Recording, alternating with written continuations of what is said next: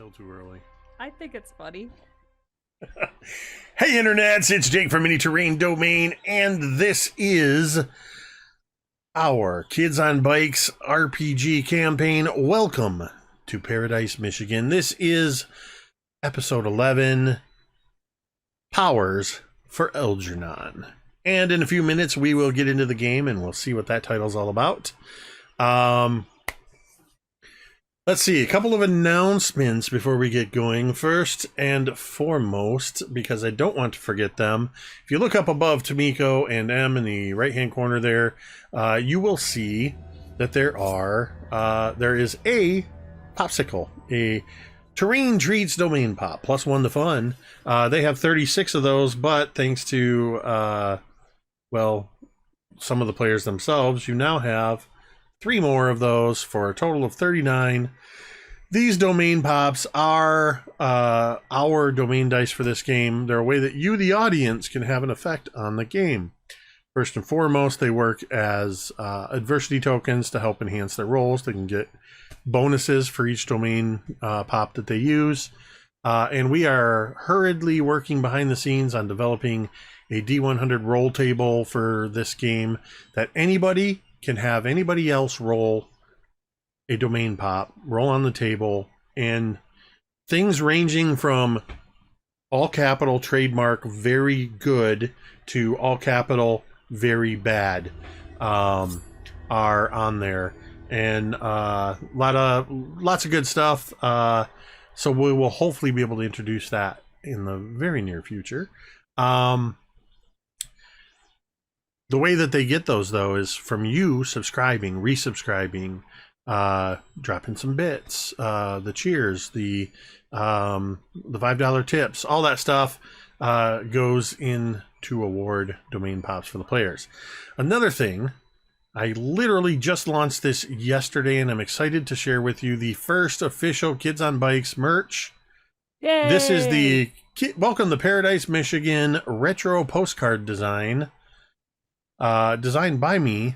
It is now available on Teespring, and you can get it in a couple different styles of t-shirts, sweatshirts, mugs, and stickers. And I feel pretty confident that at least in the next couple of weeks, a couple of us will be sporting that design during the game. Yeah, please check that out. And as if you have been here for any length of time, anytime I take more than a 2-second pause, Carrie will remind you that we have merchandise available, and you can check that out. We got a lot of good stuff, from mini terrain domain stuff to other game things, and D&D and type class shirts, things like that, barbarians and wizards and game masters and dungeon masters. So head on over there, check it out, help support the channel that way.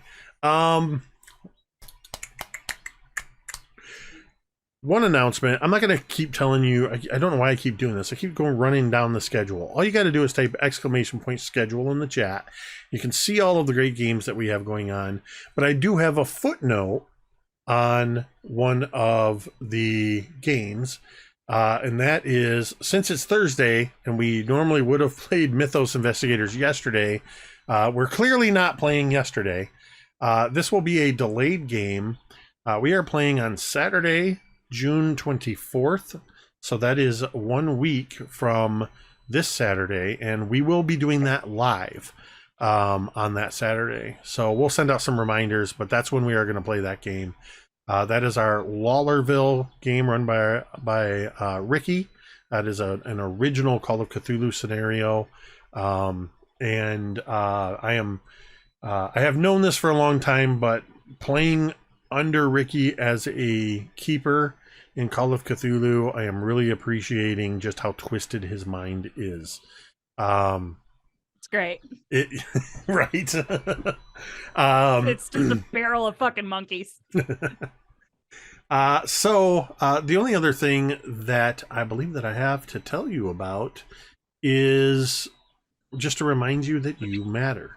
Your presence on this earth makes a difference, whether you believe it or not. It's true. That's why we we remind you of that before every game.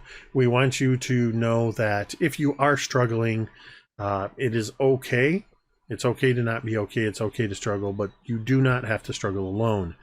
There are numerous things that you can do and places you can reach out to so that you can get the help you need. Jeremy has already typed !help in the chat. You can do that at any time or check the bottom of the stream, and you will see it scrolling by occasionally. To check out findahelpline.com or head over and check out takethis.org's growing list of resources. Please bookmark those sites, save them for yourself, save them for a friend, and remember, you matter. With that, I would like to welcome you to Paradise, Michigan. When last we left off, the your gang of children, your group of kids and teens, were in search of your bikes. You can't be kids on bikes if you can't find your bikes. So you were heading to where you last remembered seeing them. Though you had met Darla Stapler from the Welcome Wagon, who had gifted you with grab bags full of candy and, oddly, highly detailed miniature replicas of your own bikes. You made your way to Page's bookstore, and there was an alleyway in between there that had the on the other side of the alley is Betty and Jude's Crafts and Hobby Shop. You went down the alleyway where you met Betty and Christina, from who you knew from both Page's bookstore, but also from the beach when you traveled 100 years back in time. Though Christina has told you when you went through the lighthouse and came back, things changed. She never made it to Chicago to meet up with her sisters, and so she runs Page's bookstore by herself with her cat, Burt Reynolds. And you all decided to go in and go into the Betty and Jude's. And while you were in there and looking around, one thing that happened was you looked for Laz, and when you turned around,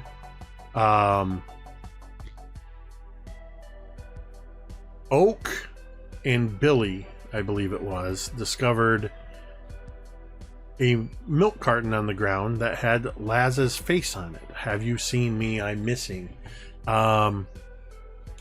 Running into the store and looking around, I believe it was Billy again who noticed that there was a tiny voice calling out to him because Jessica had awoken like all the other kids in her grandparents' home. However, it was a miniature version on the model train layout in Betty and Jude's. As each of you went to investigate different parts of the train layout, you found yourselves pulled into the miniature version of Paradise, Michigan. Jessica had a close call with a brown recluse spider on a miniature baseball field. And others of you, let's see, Rosie, remind me where you ended up. I was on the construction site. That's right. You wound up in the new construction. Billy. I'm to the bookstore. You wound Billy up. was in the bookstore. You He's wound got up- his bike. That's right. You wound up at the bookstore. No, you wound up in the miniature Betty and Jude's, and Yeah, I then was you gonna went say, he was outside and in went next door. Inception. You were incepted, then you went next door. Coop decided to pick up one of the cars, got pulled into the car as it came crashing down, and ran into none other than Jude, who had been missing. Jude saying, "Well, this is a fine pickle we've gotten ourselves into." And Oak, where did you end up? You were... I was the last one in. It's the last one in. He went I asked full for- Rambo He's with with us. lead paint under his eyes. That's I'm right, currently 'cause with Coop. Yeah, you I'm went currently in, with and Coop then and- a small miniature version of Conan's sword was thrown in and landed in the ground next to you. So you're spread all over the miniature train layout of Paradise, Michigan. And now we are going to catch up as... I have a very important question that's been just eaten away at me. Did Okay. my bat get shrunk with me? all of your items that you had with you are with you at your current scale. Awesome. Just checking. Thanks. It is, unless there is a story reason that something was taken away from you or gets destroyed or whatever, assume that you have your backpacks with you at all time. It's a pretty safe assumption. And those items, it's kind of like your signature things. You're like cartoon characters in that way. You always have your stuff until you don't. Laz.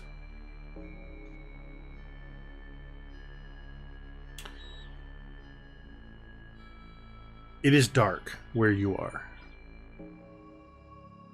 So dark that when you open your eyes, you still can't see anything. It is very warm where you are. It feels like a close kind of heat. The kind of heat from a 1980s indoor area that just doesn't have air conditioning. It's later in the day, so everything just smells hot. It's close, it's stuffy, it feels constricted. But you are not in any way restrained. You are, however, sitting with your back against a wall. What would you like to do, Laz?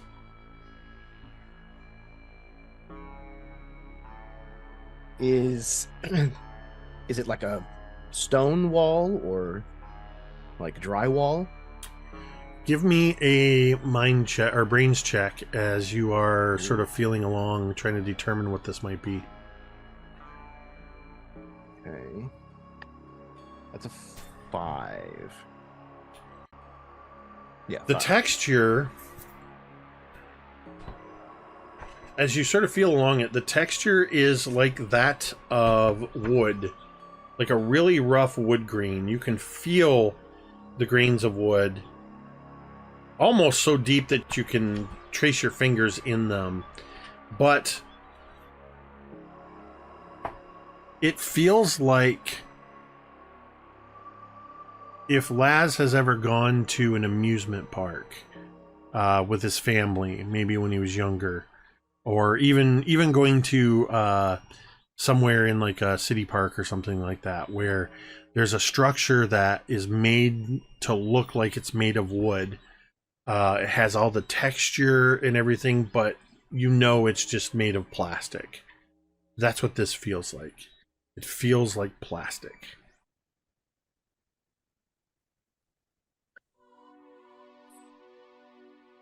He kind of like pushes on it with a little bit of force to see if it's got any give to it, if he could maybe like, push it down or push it open. You can feel just the ever so slight springiness, just like if you pressed against a piece of wallboard that wasn't properly supported. But it doesn't feel like it wants to give right away. Just that ever so slight flexing to it. You hear a voice, Laz. Okay.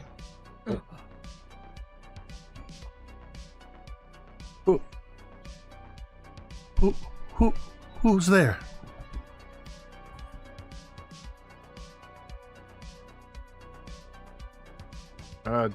Depends on who's asking, I guess.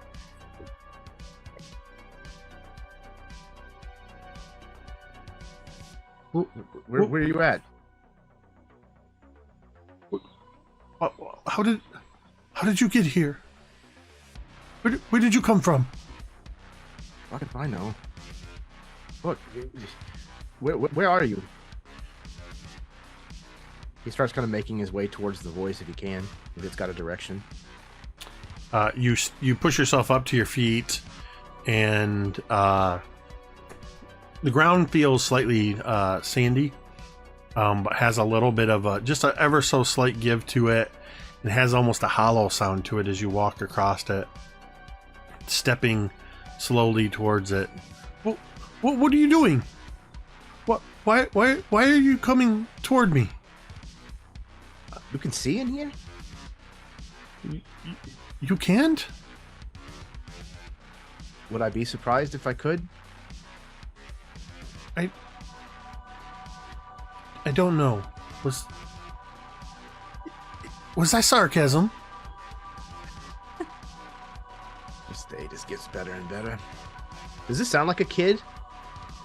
The voice sounds loud enough to sort of fill this space. It has that the timbre and quality of a child. More so in the speech pattern than in the voice itself.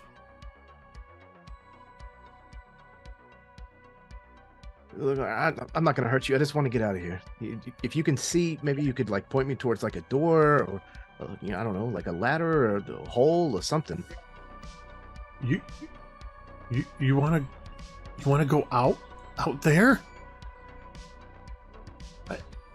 I heard the others. They're out there. You heard others. You mean what others? I don't know. Like Oak and Coop and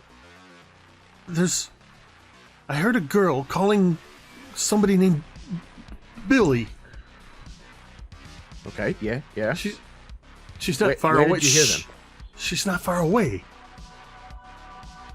She might hear us. Okay.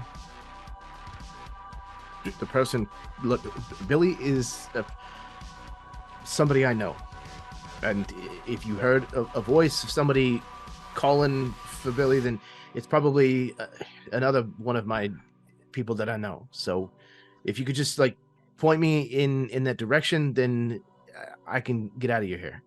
I'll leave you to your little dark room here.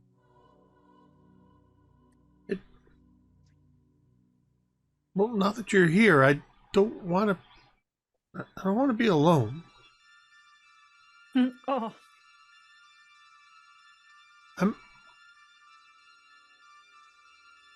I'm not really sure where exactly I am. We are. That makes two of us. But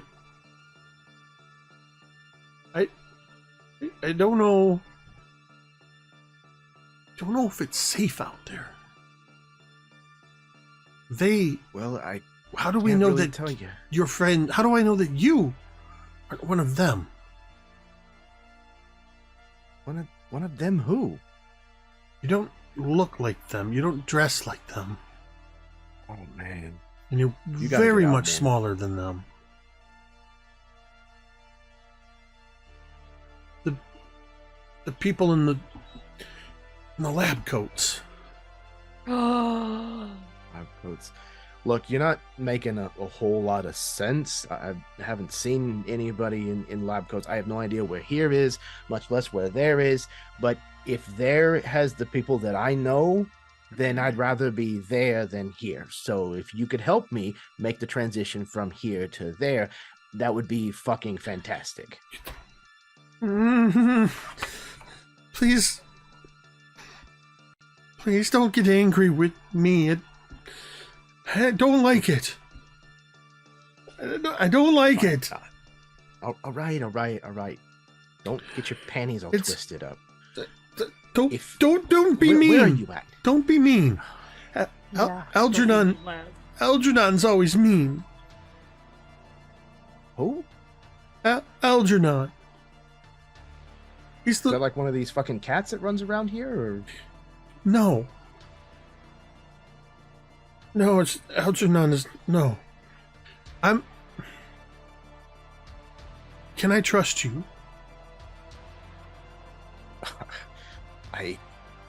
I mean, you're the one who's fucking sitting in the dark and can see me.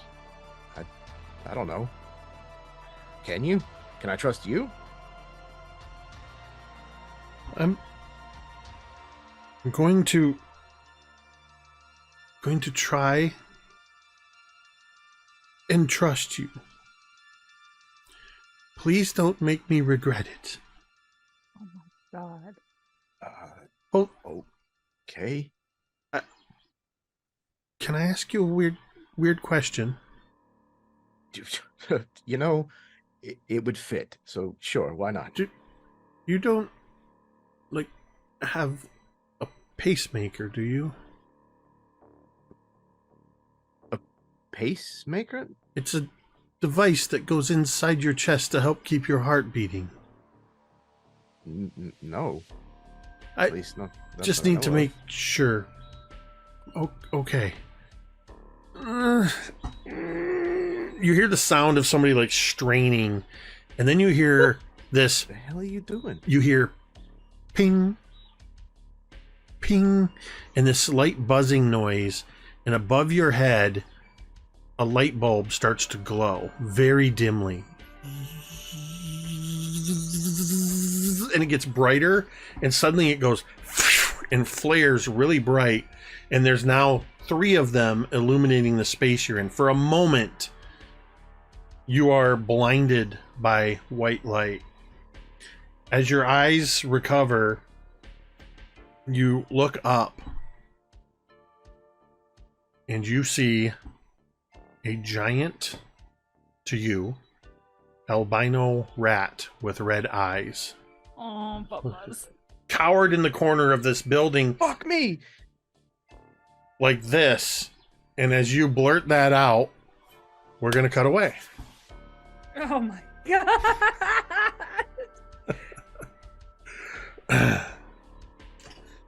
As we go to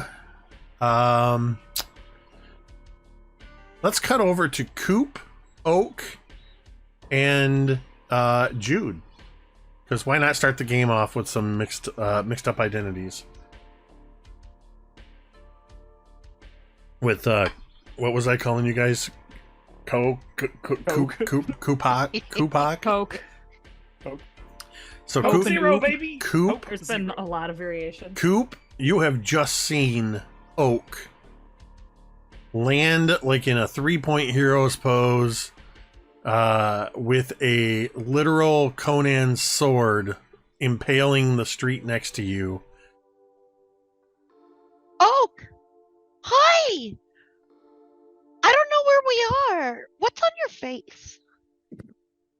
It's paint, but don't worry about it. It's fine. God, yeah, they don't tell you it burns. That's the lead.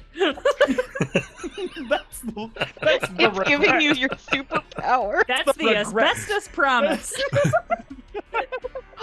Hit it with some mineral spirits. That'll Good help. times.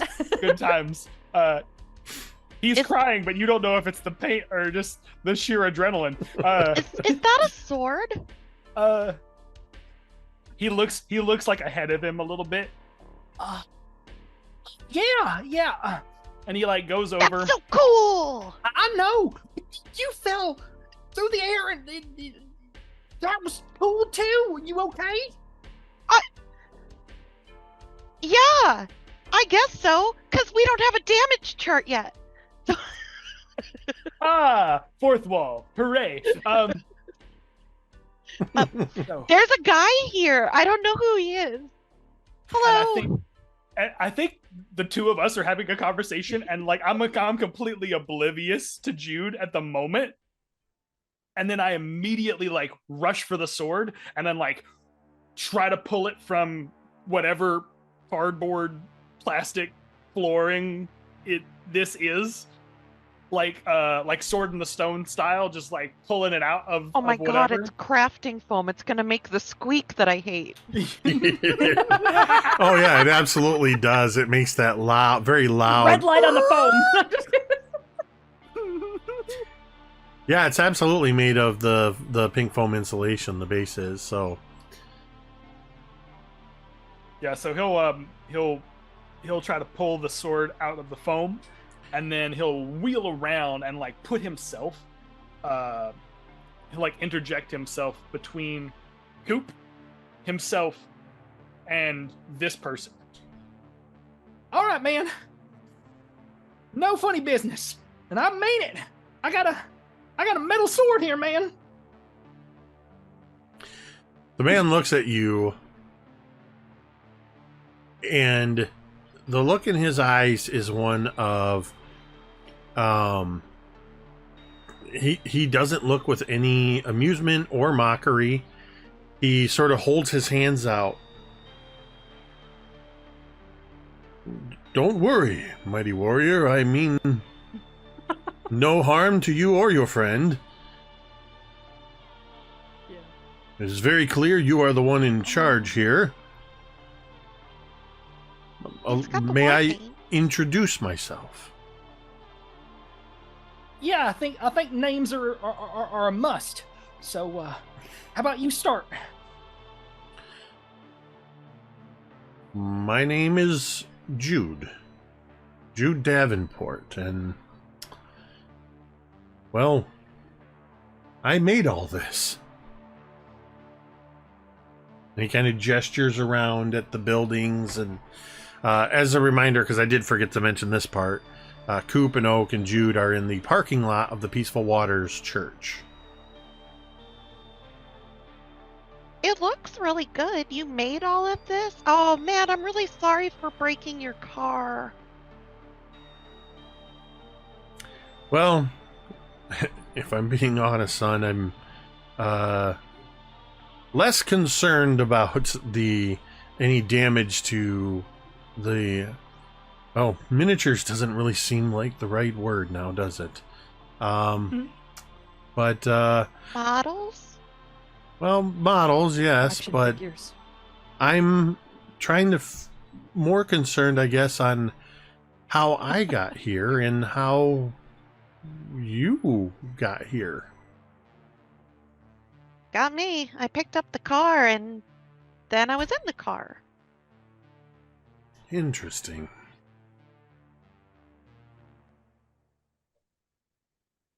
But then you, and he turns to you, Oak, you seem to have come in almost like you intended to be here.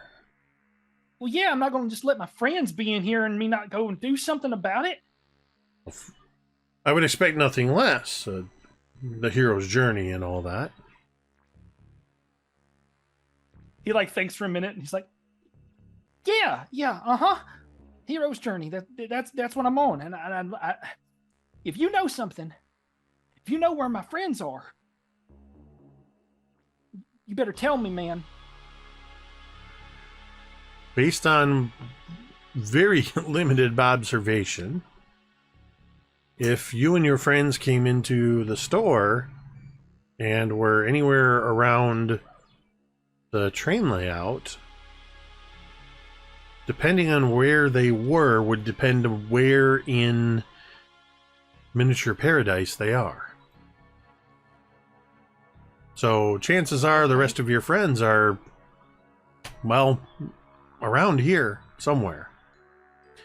Maybe it's best if we can find them all and get us all together so we can figure out how to get you all back, and, well, me, back safely to Okay. normal size. Billy Yeah. was over by the beach, by the lighthouse.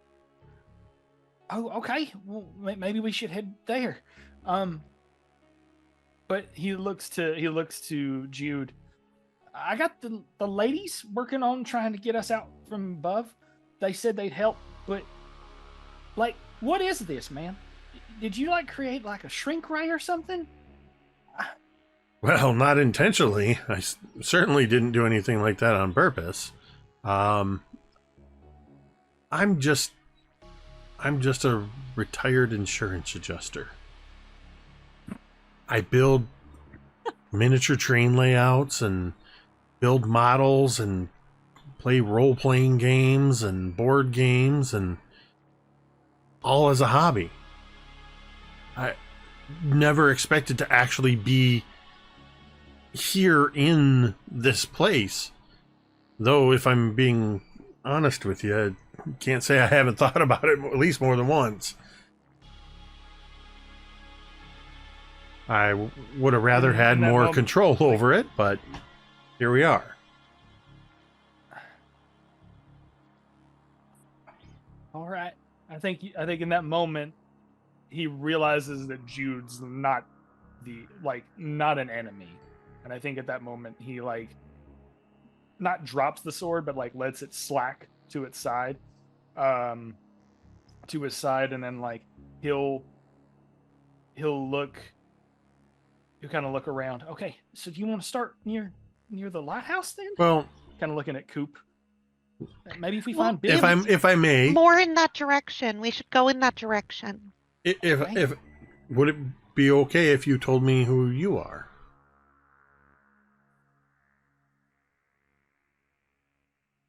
Oh, right. Introductions, names, and all. Right. My name is Oak.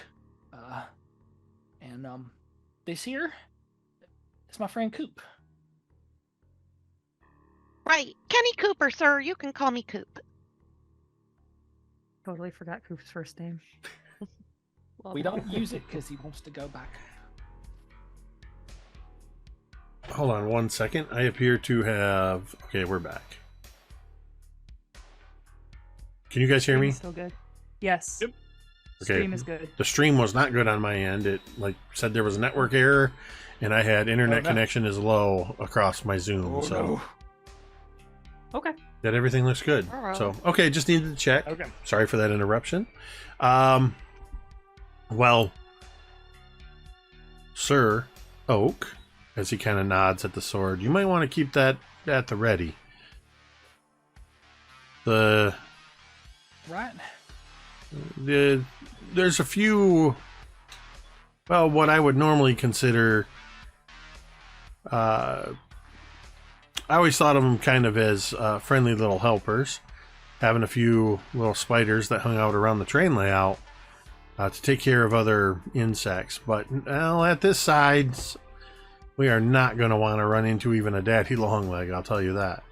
But I'm sorry. Did you say Did you say? Oh no.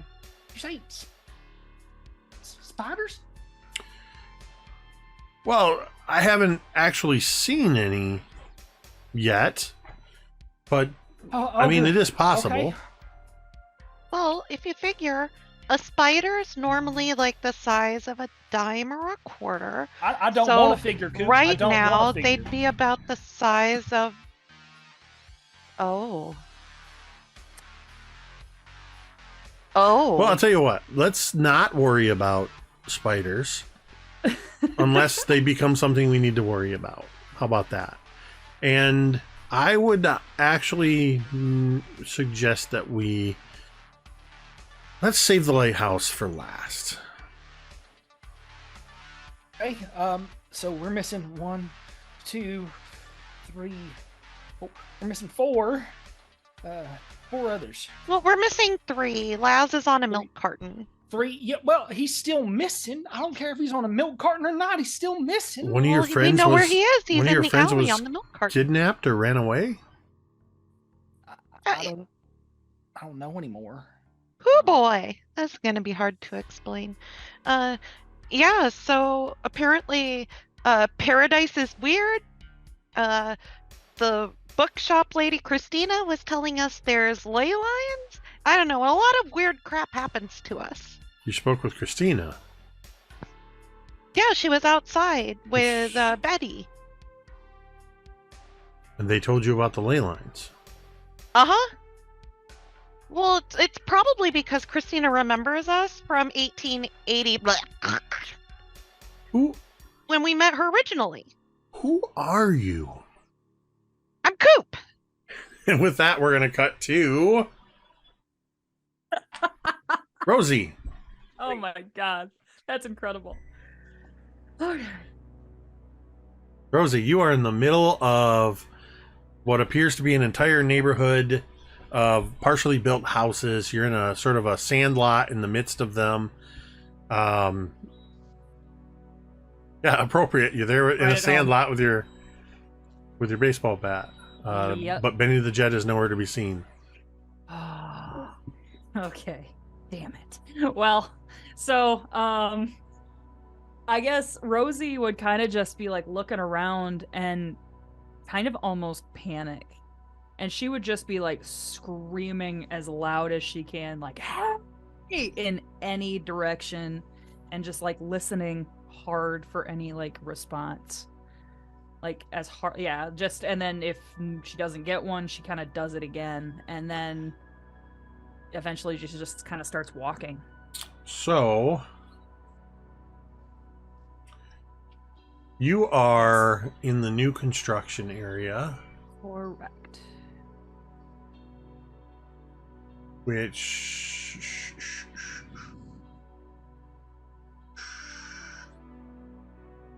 I would like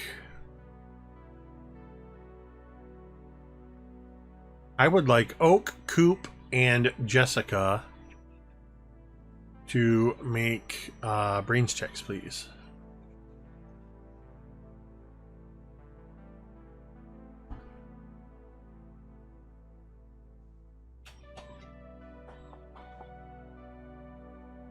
I just see people shaking their heads, and Tamika holding up a 4. Okay, an 8. That's not bad And a for 4. me. Actually, Coop and Jessica, you don't hear nothing. However, again, this organization of this book, you, let's see, so I gotta roll for Jude. Okay.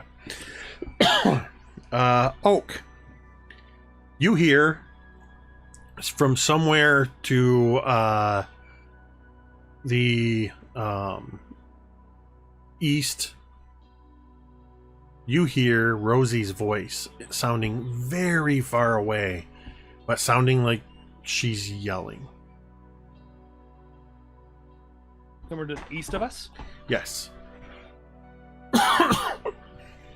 I just whip around, and I'm like, "You hear that? That's Rosie." No, I don't hear anything. No, I'm absolutely positive that's got to be her. What, you got like dog ears? Point.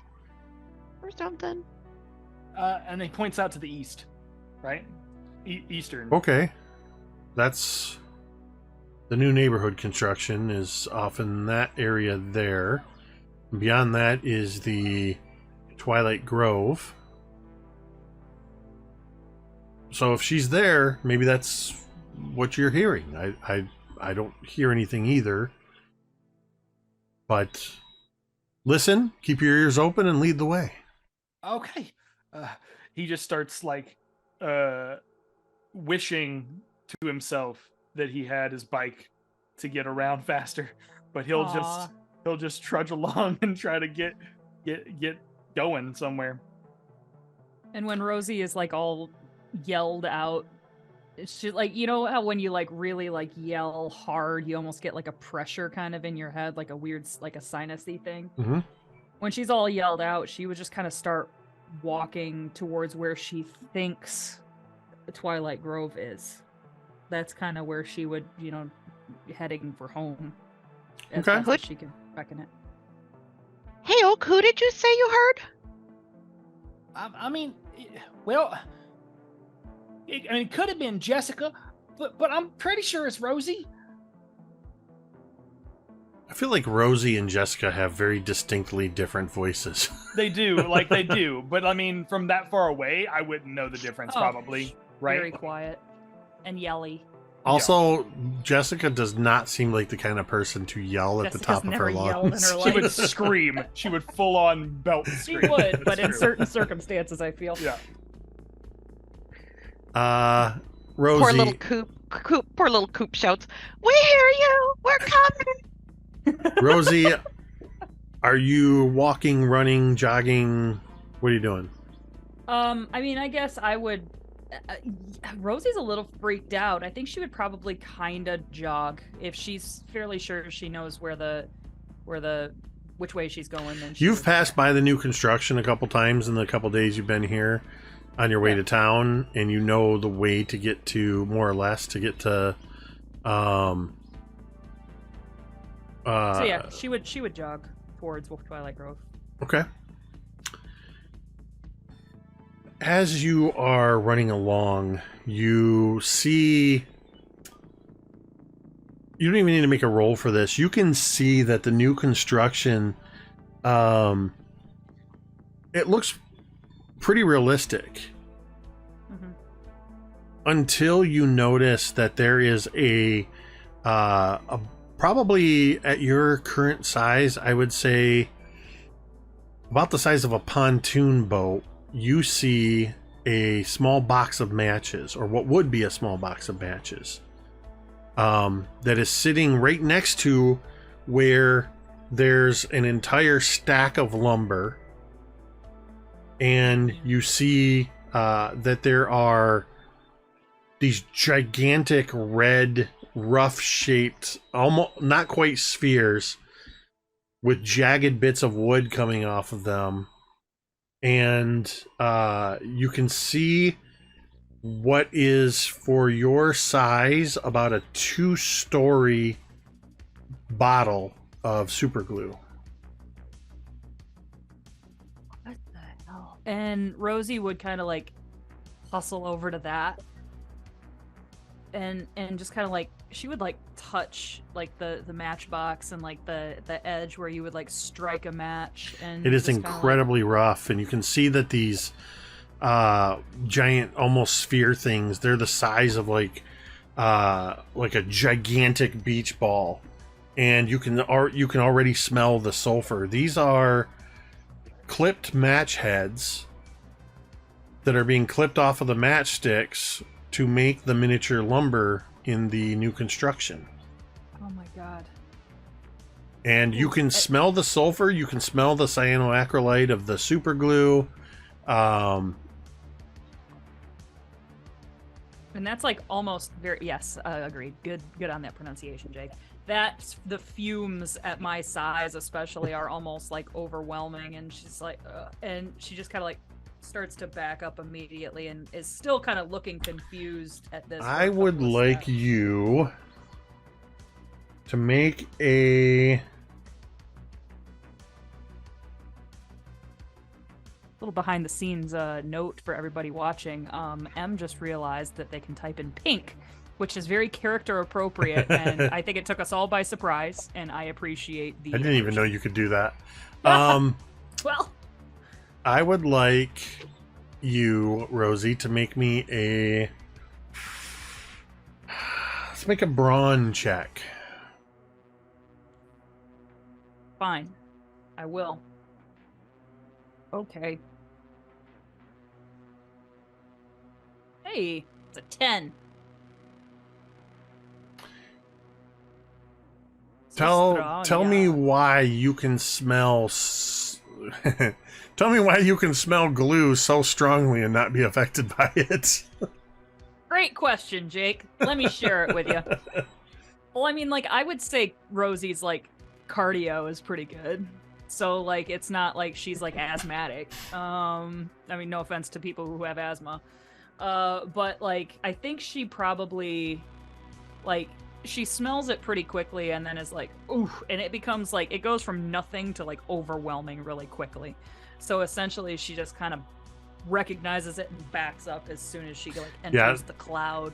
It's that kind of smell that, like bleach or strong ammonia, you know that if you stay exposed to it, it's going to possibly damage something. And glue at your current size, this could be some permanent brain damage. That could be bad. And you kind of quickly move away from it, but you kind of, for a moment, the shroud is lifted of the illusion of being in a true smaller version of this town, where you can kind of see, wait, this is actually like the real world, but small, and that you're small, and you kind of turn away and continue on your way towards Twilight Grove. I'm gonna have you make a brains check as you make good. your way into Twilight Grove. We're just gonna work our way down to my worst stat. Here we go. Charm is next, by the way. Here we go. Oh, hey, look at you, Rosie. That's a 6. Okay. Rosie, you come in from the direction you come in. You're a little bit further to the north than where you all sort of came from your grandparents' houses. So you're a little further up around the circle of Twilight Grove. And as you enter into the area between two houses, you come in between the side of one house and the garage of the other. And as you come into the driveway, you look to your left where the garage is, and you can see the garage door is open. And parked inside this garage door is an all-black Trans Am.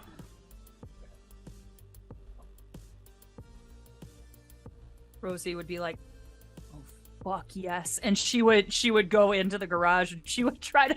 She's still not quite getting that none of this shit is real, so she would get in and start looking for keys.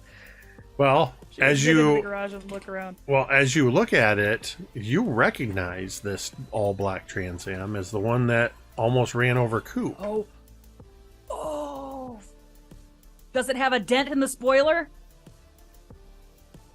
You go take a look at the spoiler, and there's a little chip of the paint on the spoiler where the paint is chipped away, and you can see the bare die-cast metal underneath. Yes. You go to the doors of the car, and they don't open. It's a die-cast car. It doesn't have working hinges. I think at this point, Rosie would just kind of go back out into the driveway and like look around at Twilight Grove. Like, You just to see kinda- much of what you would expect to see, and you see that all of these houses are similar, though the closer you look at them, the houses have some distinct differences. The house that Oak came from, for instance, has that large circular window up in the front. Not every house has that up at the attic level. You see the one thing that every one of these houses has is a green door with a brass handle. Look for the bingo card.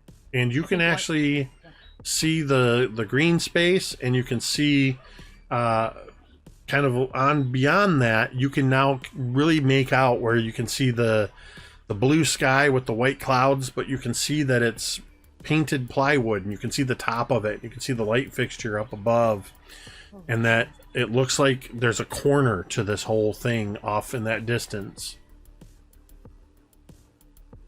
And at this point, like Rosie would kind of like almost kind of start to hyperventilate as it all kind of very slowly, slower than it should, dawns on her what has happened.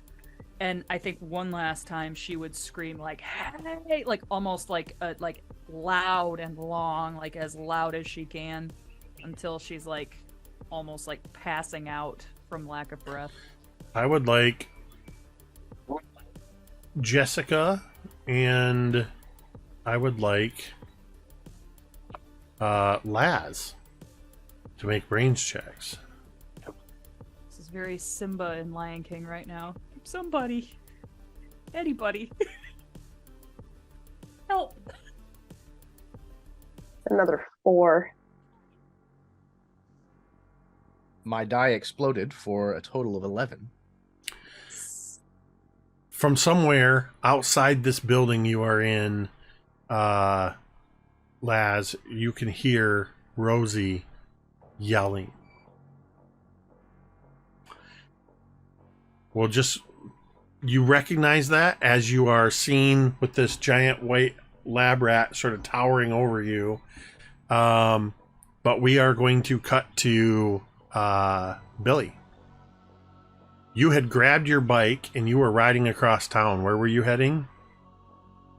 I was headed towards the ball field, I believe, looking at the map that you had said. Oh yeah, that yep, in the Jessica corner was, there. like- yeah, Jessica was leaving and heading more towards the "Don't go here" area. But I remember Yeah, that's the one. seeing Jessica. I remember seeing Jessica at the ball field before I got sucked into the map. So I was just kind of hightailing, hustling it towards where I saw her last. So So we'll saw people. we'll imagine a almost Goonies like music montage as Billy is riding his bike through the streets of miniature Paradise, heading towards this ball field, and it's very much like the first your first day in Paradise, where you decided to ride your bikes around and much of the same sights, except it's all in miniature. But Billy, you are racing along on your bike, and you see it coming up around the backside of the Twilight Grove. The route you are taking from downtown, because of the way this layout is split up, you end up coming along some of these back streets. One of the places you pass by is right in the middle there. You pass by the Paradise Orchards processing plant with the green diamond logo with the triangle that looks like two sides of a triangle and two red circles like cherries on it. You pass by that building on the road that takes you around towards almost basically going along the fold in the middle of the map, and then you can see it not too far ahead of you. You see kids playing baseball, but nobody's moving. You come riding your bike into that area, and as you pull up by where the ball diamond is, you can see further northeast in the distance Jessica walking across the field. I would call out to her as I begin cycling her way. Jessica, you see and hear Billy riding a bike coming towards you. You see, like, Jessica look out, like, kind of looking towards Billy. And it's going to stop and kind of wait for him to catch up to her.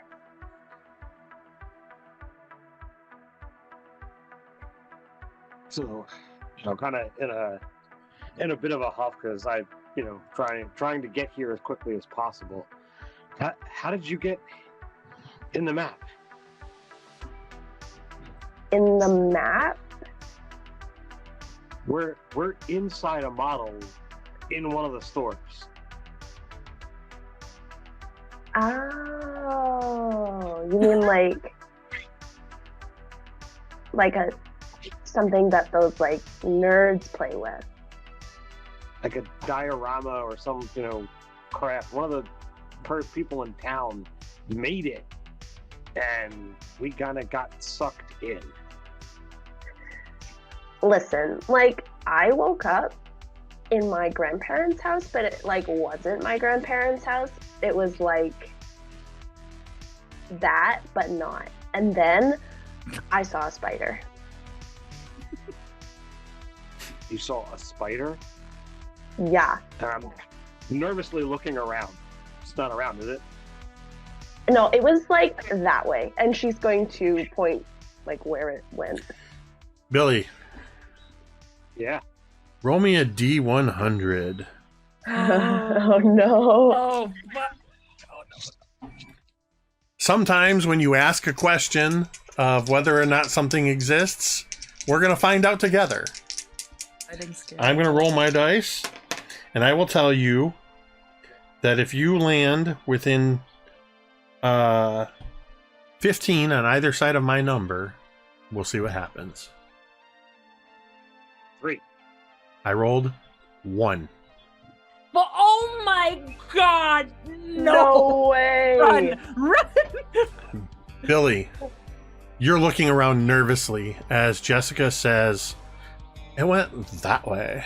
I'm counting this as Billy does something risky, And- by the way, even though it was Ted and not Billy. But In the opposite direction that Jessica is pointing, you turn and you see a gigantic brown recluse spider skittering from behind a bush made of sponge.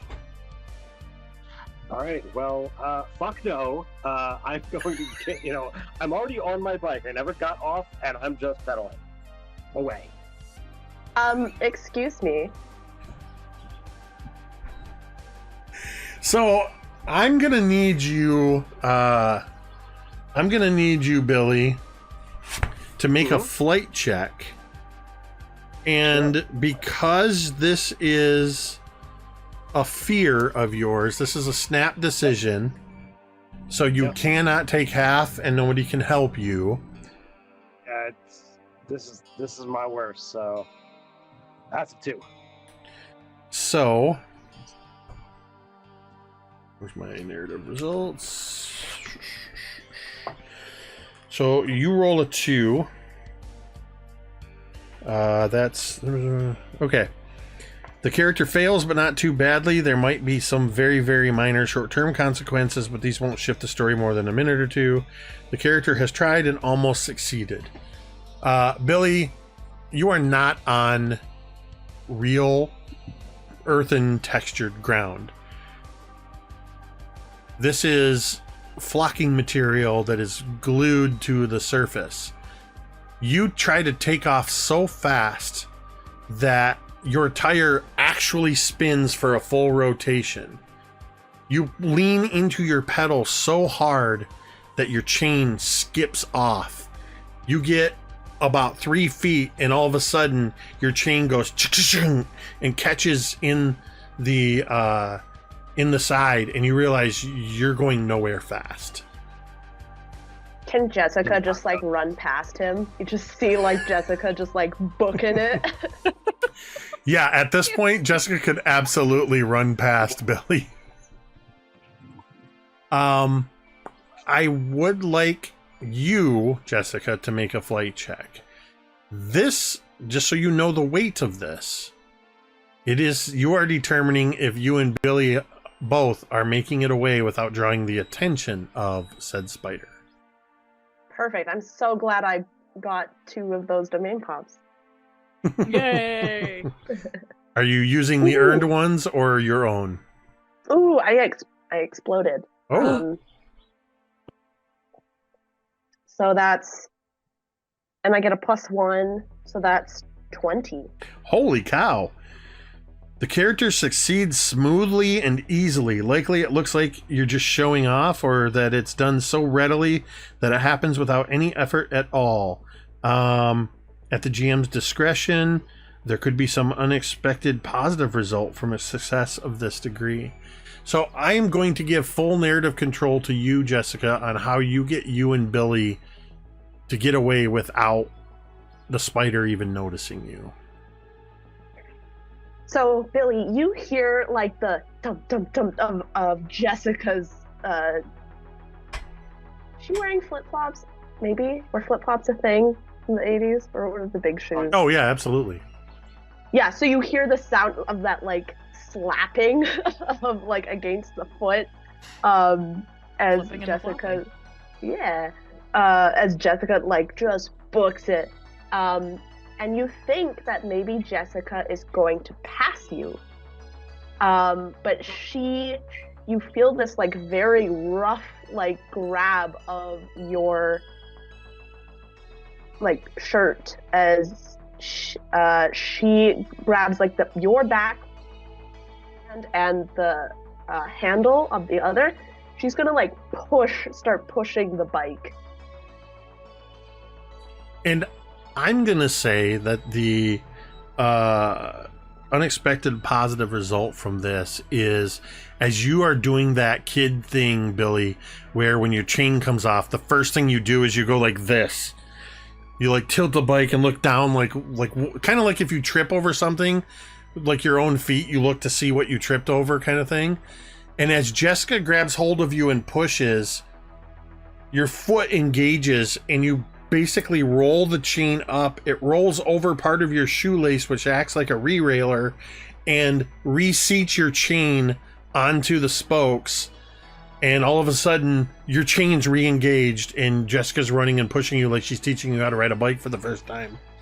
Oh my god. It's awesome. As the two of you make your escape around one of the bushes, and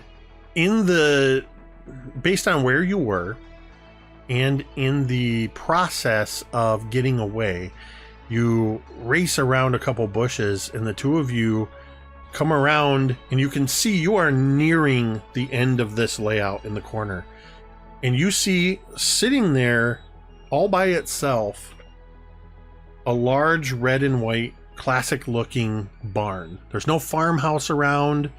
It's got a little shingled green, or not shingled, a silver metal roof. It's got a little cupola up on top with a little weather vane. The two of you see that, and that's when we cut to inside the room with the light. Laz looking up at this giant rat looking down at you, kind of like this. I'm sorry, you're not scared, are you? Laz absolutely stumbled backwards as far as he could get away from this mouse, back into the plastic wall. And when the voice comes again, he kind of looks around, kind of looks from where he's at, just kind of under and around the mouse. To be clear, it is a rat. It is not a mouse. It is a rat. Rat. Fair enough. Okay. This rat, trying to figure out where this voice came from.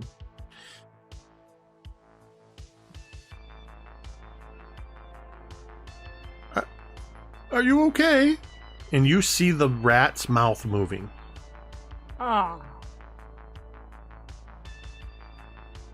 The rat is speaking. His mouth just kind of falls open. You're a talking rat. Yeah, I'm sorry. Well, I don't know that you have to be sorry about it. It's just, well, you're the first talking rat that I've met, at least in person. Is your name Splinter by chance? No, my name's Templeton.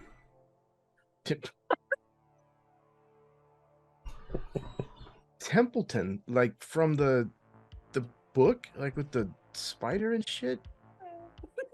Yes. How dare you? How dare you? Yes. From Charlotte's Web.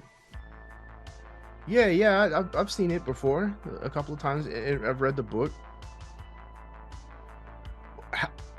How are you a talking rat exactly?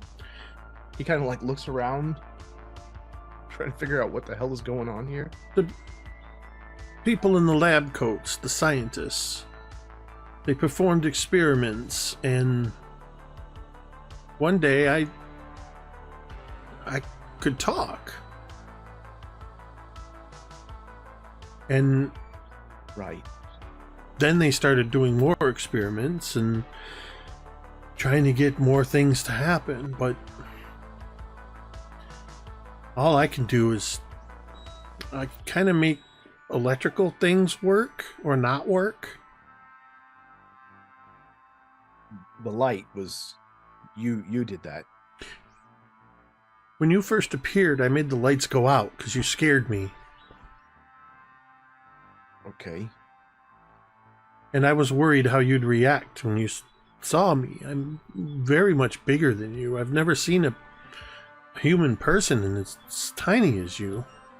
Well, it's a day of first for both of us. So you don't. So like you're like smart or like. I think so. Can you get out of here? How did the building? I Where mean- the hell we are.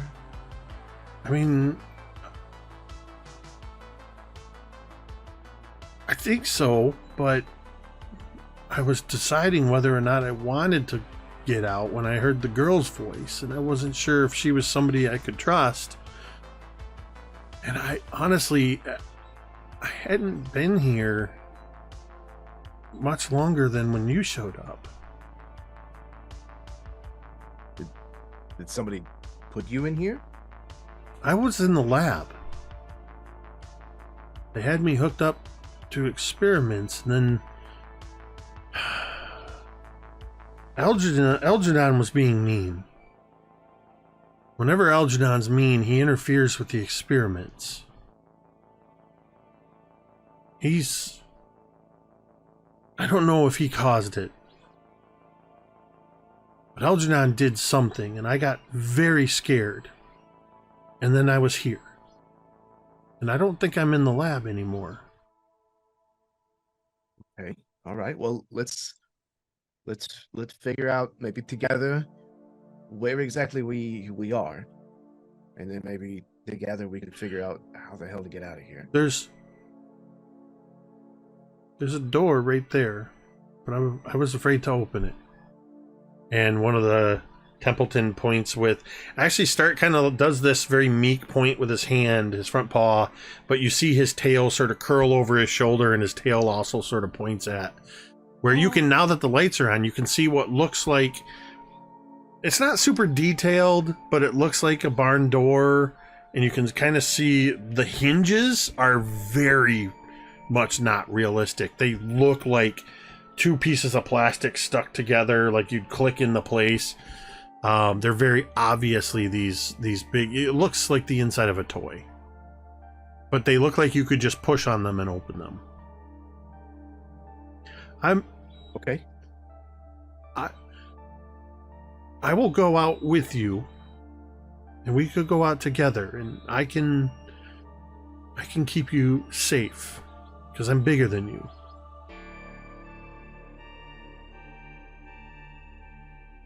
All right. Yeah. I thanks. Because if you're not ready to go out, I can take a peek to see if it's okay. If it is the people that I know, then they're not going to hurt you. You see Templeton sort of wrinkles his nose. You see his whiskers sort of move around a little bit, and the eyes kind of squint, and then you see him sort of pull his hands in and kind of take a deep breath. I can do this. Let's go. Jessica and Billy, the doors to the barn open up, and you see Laz standing in the doorway. And a moment later, you see a gigantic white rat with red eyes immediately behind him in the barn. Oh, Jessica's shrieking. This is a shrieking moment for Jessica. Do I hear them? And that's where we're going to take our break. So, I will come back to this scene so you have a chance to react, Ted. Oh my But that's too God. perfect with the door opening and Jessica screaming to not take a break at that moment. Hold on. Yes, that's fantastic. All right. Oh my God. Incredible. Yeah, we're going to go ahead and we're going to take about a 10-minute break. Please stick around. We've got more Paradise, Michigan on the other side of the break. See you in a few minutes. We don't need the intro again. The more times we use that green door transition, the happier I am.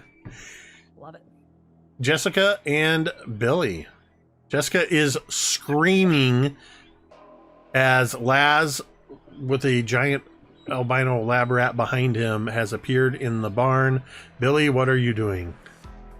So kind of opposite to the whole, freak out he had just a moment or a few minutes ago. He would put himself in between Jessica and the rat and be like, Laz, do you see what's behind you? Billy? Jessica? Okay. Yeah. He's fine. Come on. He kind of turns to the rat, trying to coax him out. Probably, against his better judgment with this high-pitched squeal. Yeah, you see Templeton sort of recoiled a little bit, and then all of you hear as the rat kind of leans down towards Laz, really close, enough Laz that you kind of feel the tickle of the whiskers. Are you sure it's okay? She was screaming quite loud. Yeah, she's just really loud. It's fine. She's probably not gonna hurt you. No, she's definitely not gonna hurt you. Oh, Are you talking to it? yeah. He's talking. He's a talking rat. His name is Templeton.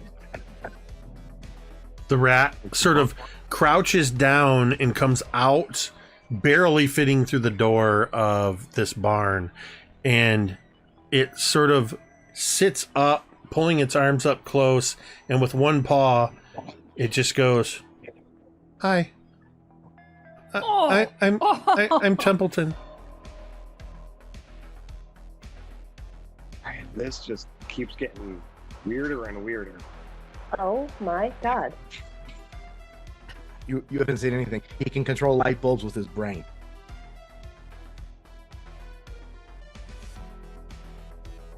Yeah, exactly. Hello? Why are you here? Are you asking me or him? Yes. She goes both. This whole situation. Just Yeah. everything. I don't have a clue. I have no idea what's going on. I was in the alleyway one second, and then one of those weird bop things, and I was in I guess the barn. A barn? He kind of looks around at the outside of this building that he was in.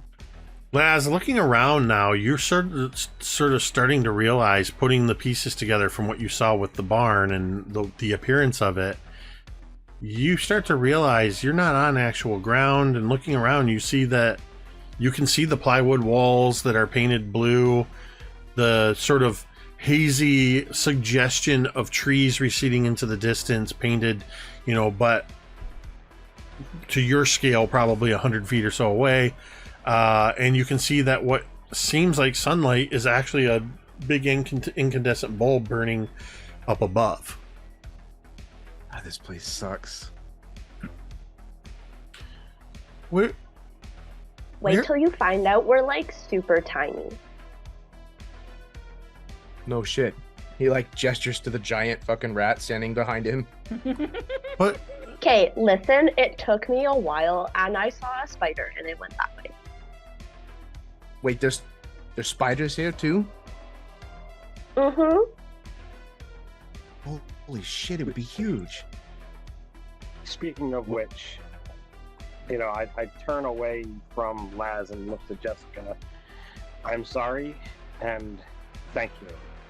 And I hang my head in shame as I say this. It's fine. It's only the second time you tried to kill me, so I'm used to it.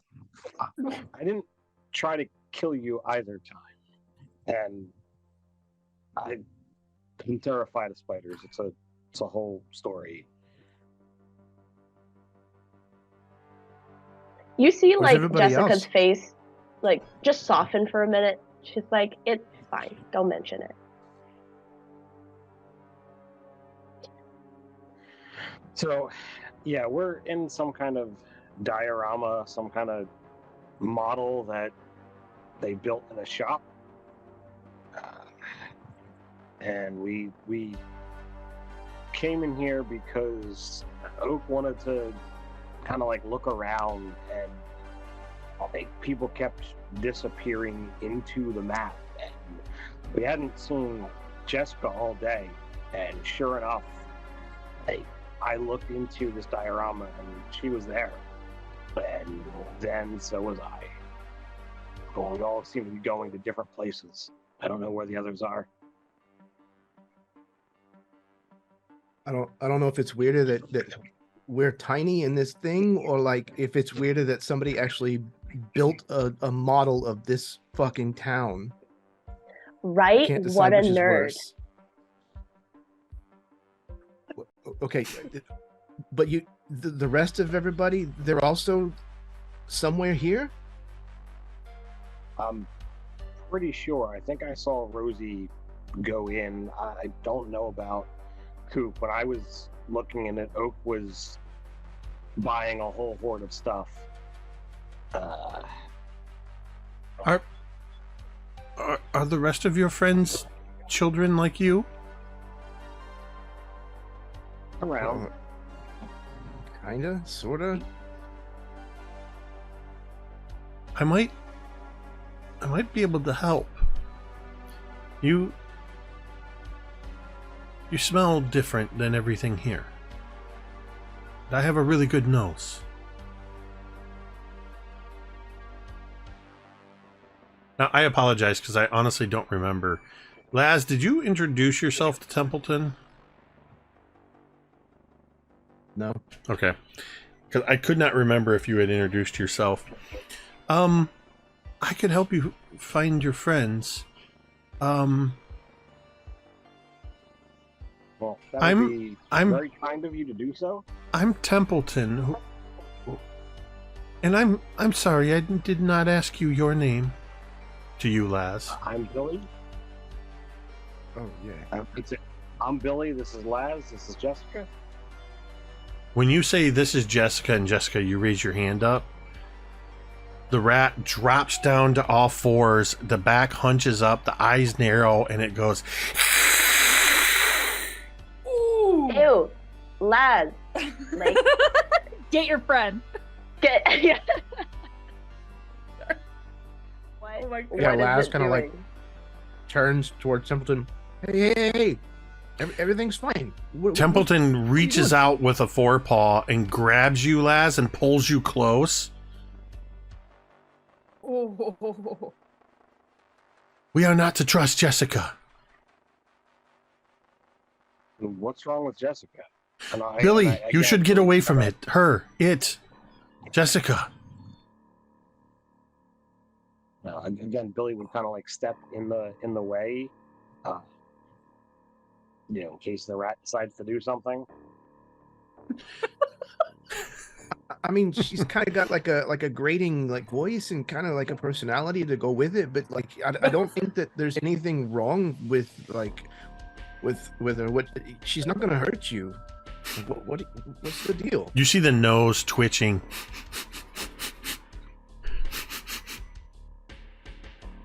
And Templeton begins to kind of releases you, Laz. And Jessica, you see the rat still on all fours, quite large compared to you, stepping forward and doing that sort of hesitant thing. You know, like when a cat or an animal, they start to move forward but pull back these quickly, and it's leading with its nose. Jessica? You don't smell evil. You gotta laugh at Okay. that. I don't think Jessica's evil. Why do you?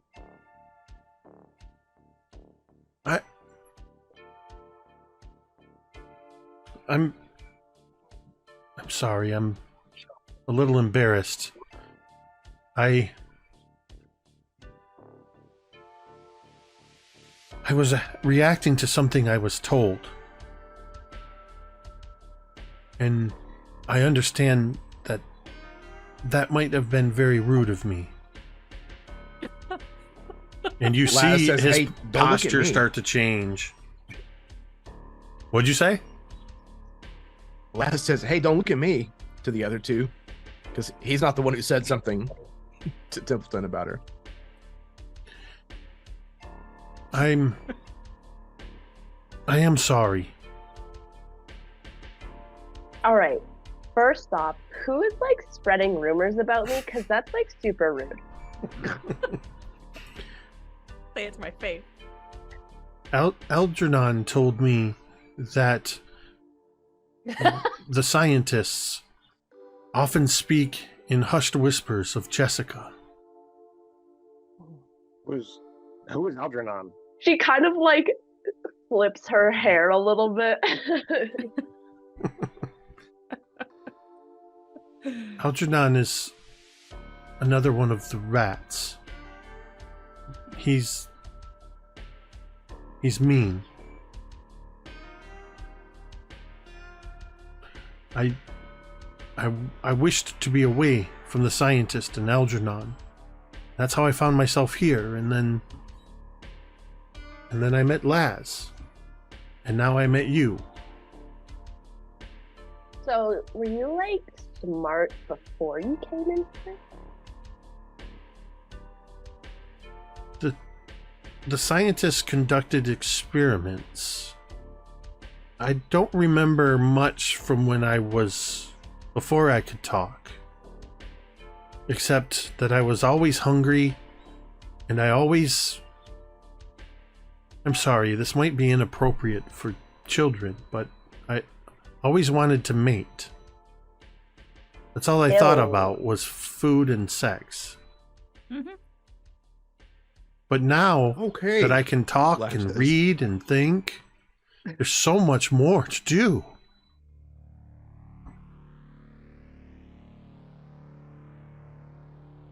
I really am sorry, Jessica. Did not mean to offend you. I made what was a prejudiced reaction based on what I had heard, and I apologize.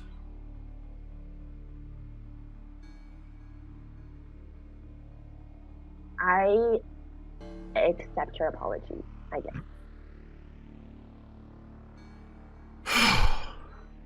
Thank you. But like those scientists, like what do you know what they I'm just trying to Jake, I'm trying to think back to Jessica never saw Adams. anyone. Yeah, but What'd you you- never saw them. What Miss Adams. was Saw that? her. Oh, Yeah, Miss Adams. She never saw what they looked like though. no, you She just heard them you over the- only heard, in fact, only one of you actually saw one of them directly. And you said that, like, it was like a vague dream, so we wouldn't even remember everything. Some of you remember to different degrees, but it's definitely, I would say, the mention of the scientist is sort of triggering something like almost like a remembered dream or something. It's definitely hard to grasp, Jessica, but there is something about scientists and experiments pings a little bit, triggers something, but you're not sure. Okay, yeah. So then Jessica's not gonna say anything, but she's gonna be like, "We should like go find the others." Yeah. Hey, buddy. He kind of turns to Templeton, kind of like pulls his like rat hands off of him so he can let go. You said something about maybe being able to use your schnoz to like track down the others. Is that something you can do? As you pull out and kind of look, you're sort of face to face with Templeton. Templeton suddenly cocks his head, looks at you, and leans in and reaches a paw up, like hesitantly towards your face, but doesn't touch in the same area where that scar is, and says, "Are you hurt?"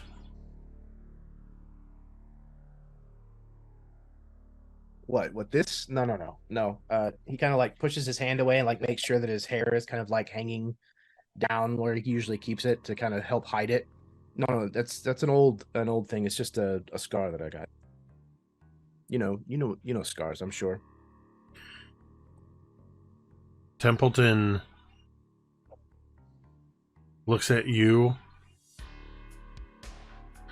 I know what you mean. And he turns sideways and turns his right flank towards the three of you. And you can see where no fur grows in a couple sections where there's lacerations on his backside. And you can see a small section where his fur has been shaved away and there is a barcode that has been tattooed, and you can see that little triangle with two circles symbol tattooed above the barcode. Laz kind of like reaches out kind of tentatively and then kind of like traces one of these, like what would probably at this scale be like this huge line, this huge scar. And there's definitely like a moment of like Laz's wall coming down for a second. And then he spots this barcode. Oh, you got a tattoo. And then he realizes what symbol is with it. Hey, we've seen this before. He kind of looks for Billy and Jessica to confirm. So what would we remember about that symbol? You just saw it, Billy. You rode past it on the front of the Paradise Orchards processing plant. Well, I would point that out. That's here in the map. No. In the actual like in the town. It was the cherry place. And it's even here in this map, in this drama. Oh yeah. Okay. And Coop said that the giant crocodile Kong thing, it had a tattoo on its ass too.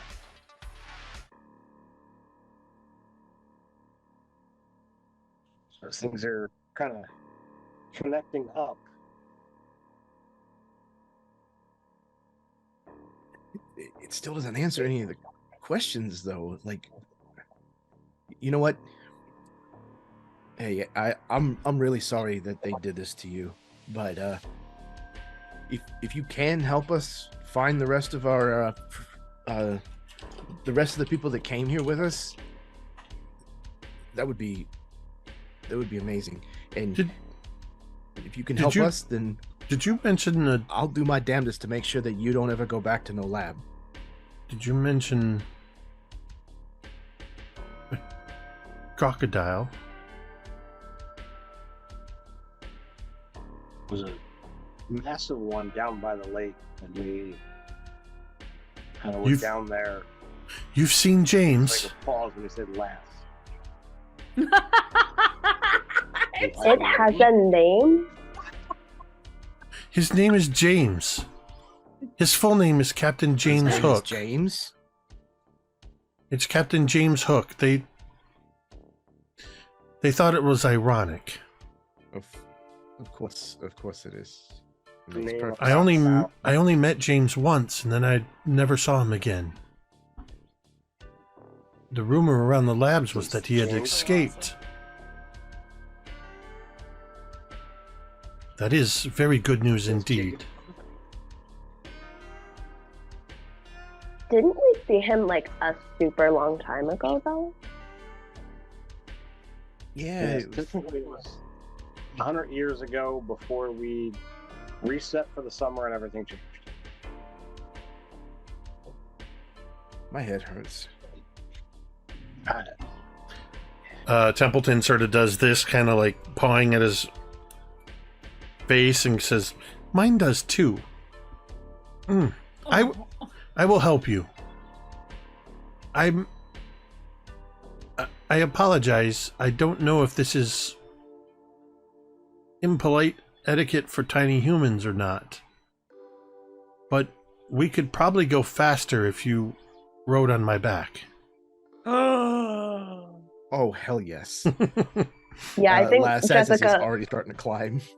Yeah, Jessica lets out a shriek, this time of excitement. Somewhere in the back of the store on the music, the Never Ending Story theme song starts to play. Yeah! The Never Ending Story. Oh my god. One of you has to just hold on and go.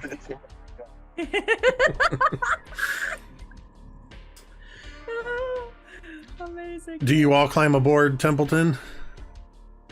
So I've got my bike down here. I don't know whether Templeton's going to be faster than me on wheels, or if the three of I us can feel ride bikes. very confident in your ability to judge the size, and as a scout, have a little extra bump to look at Templeton and know that he could outpace your bike, no problem. So would I be able to pull my bike up?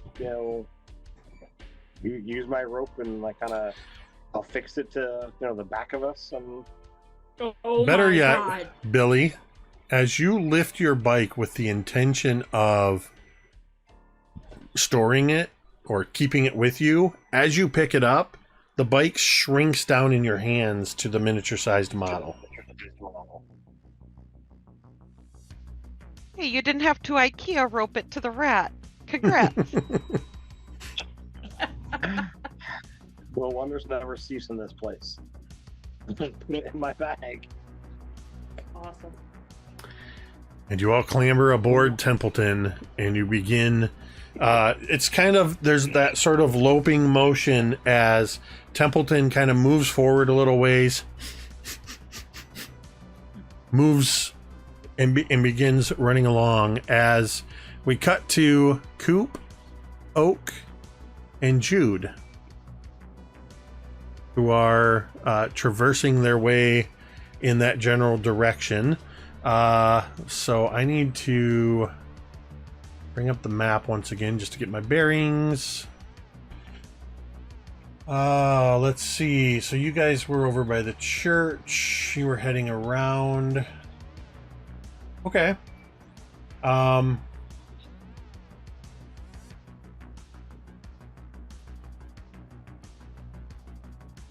Actually, sorry, we're not going to go to the three of you just yet. We're going to go to Rosie, who's in Twilight Grove. Were you continuing to move through the grove? What were you doing? Yeah, Rosie's kind of walking around aimlessly.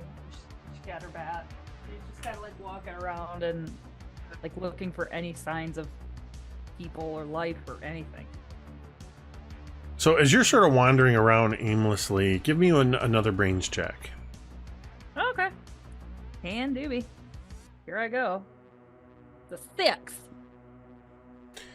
As you are wandering around the neighborhood, you do find several houses around the circle towards almost opposite of where your grandparents' house would be.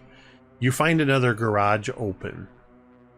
And you see backed into that open garage a blue Dodge Dart, the same muscle car that you saw in the neighborhood that morning. Okay.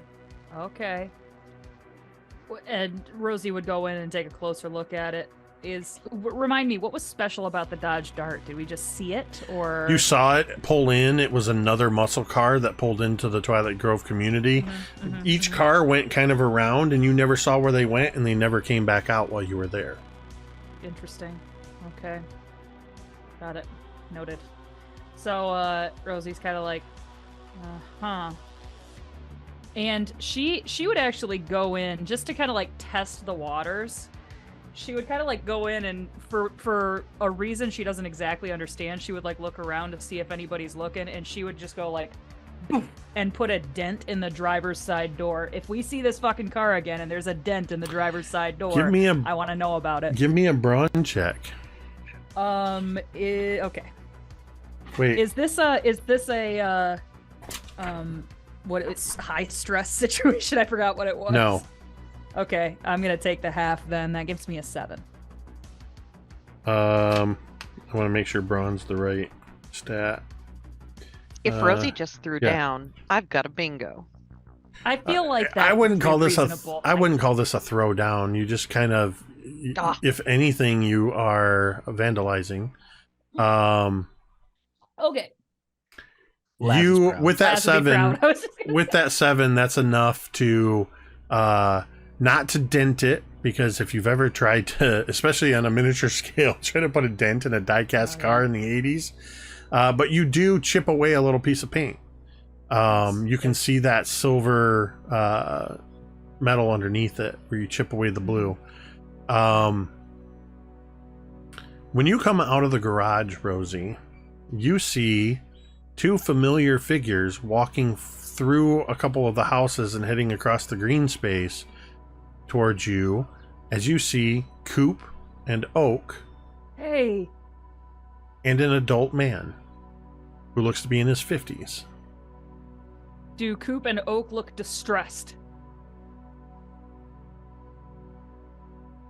Currently, no. I would imagine we're distressed, but like in a way that like I imagine we're searching, right? Like we're looking for other people. We're not distressed as in like we're trying to run away from this person. No, you're trying. Right, but worried look is Coop's default. So Yeah, Yeah, worried that's is Coop's default face. Oh, No. hell yes. And then Rosie would just start running at them. Oh my god! Guys! Holy shit! And she would just be like very excited. Rosie Oak is carrying a sword, a full-on Conan the Barbarian sword, and has war paint under his eyes. His eyes look a Rosie, little red stop and irritated. Hi, kid. This is so cool, isn't it? I mean, it's scary, but it's cool, and but you're alive. Oh my god! And he hugs you. Wait, hold up. Or Why tries do to- you have a fucking sword? Language, the man says. Sorry, sir. Sorry. The ladies threw it for me before I came here, and then it landed in the map, and so I was able to like grab it and use it. It shrunk down with me. I mean, Yeah. let's be honest. It's not the weirdest thing you've ever heard. I mean, No. at this point, I think we're past that, right? No, yeah, I guess. Yeah, I guess. And Rosie just kind of looks around. This has all been very weird. It's like, okay, well, Yeah, and hey, look, we found the guy. who's the Jude? Yes. Are you Jude? Hi. Sir, Mr. Jude.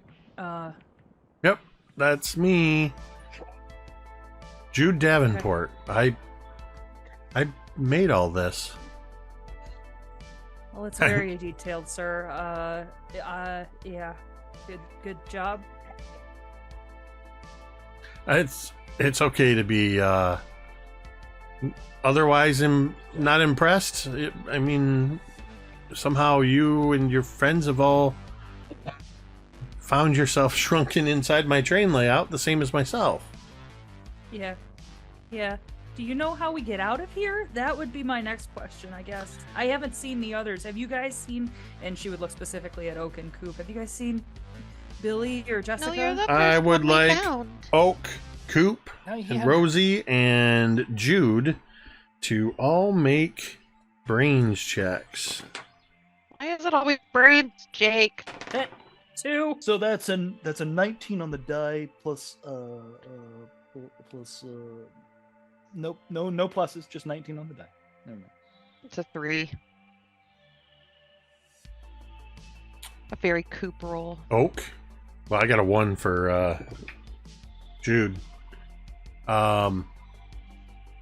As Rosie and Coop and Jude are sort of talking, remember that scene in at the end of Goonies when the maid is the only one that sees the pirate ship and starts to point it out? Yeah. Oak? Yeah.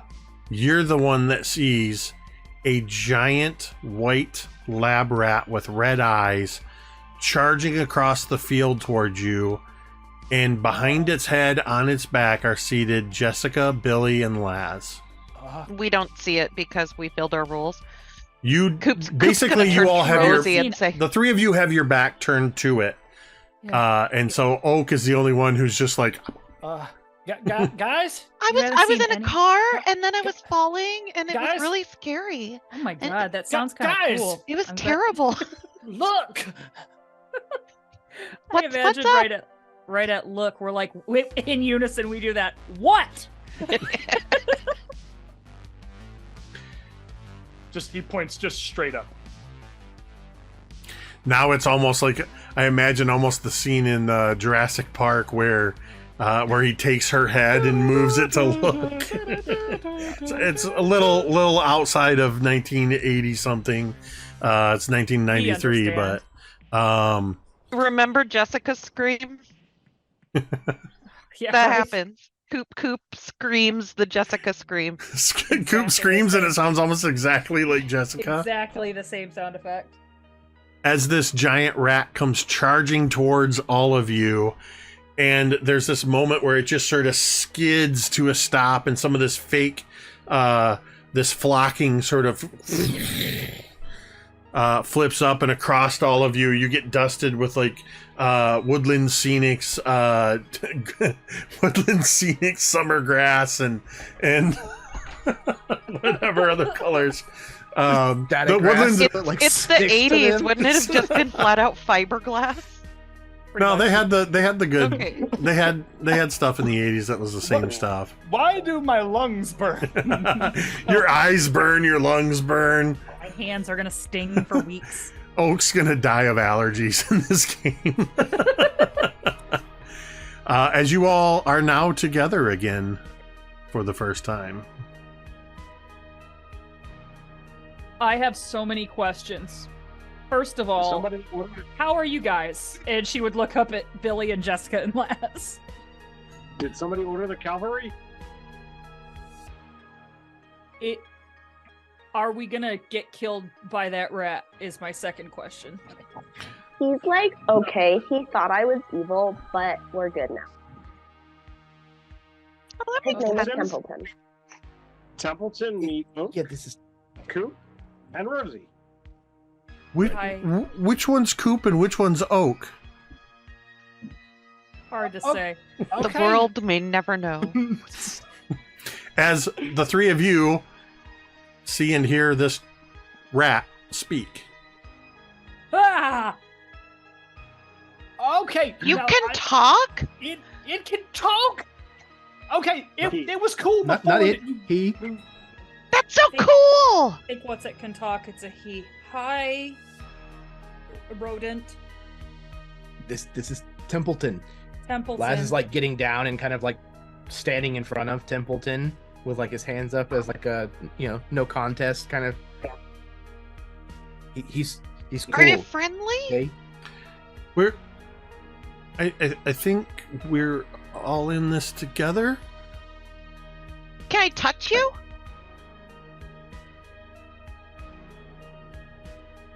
I guess. Coop is okay. He's good. The hand Gotcha. sinks into the fur, Oh. and then the other hand sinks into the fur. You're so fluffy! and Coop's just like petting down on this rat. Hey, you've got a tattoo on your ass, like my friend. Your friend's name is James, by the way, Coop. What? Templeton knows him. Or kind of knew him. Sort of. I met him once. Oak's mind is blown, by the way. Yeah, James. James talked to me with his mind. Templeton has he's got powers with his mind too. The scientists were doing experiments on me and Algernon, trying to give us abilities, powers. I can sort of control electronic stuff. And I can talk and I'm kind of smart, and I can help if you get hurt. How can you help if we get hurt? I can make you not hurt anymore. Well, physically, Band-Aids? like physical wounds, I can help you with. I can't help if you have. I can't help matters of your insides, your heart, your mind. I can't heal those kinds of wounds.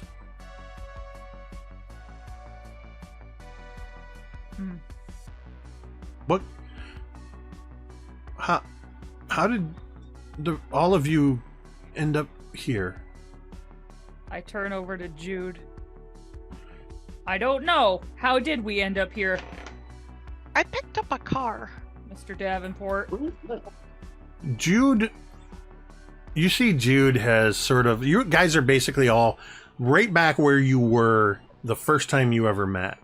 You're in that green space in Twilight Grove, except you're now with a giant talking rat, and miniature versions in a train layout.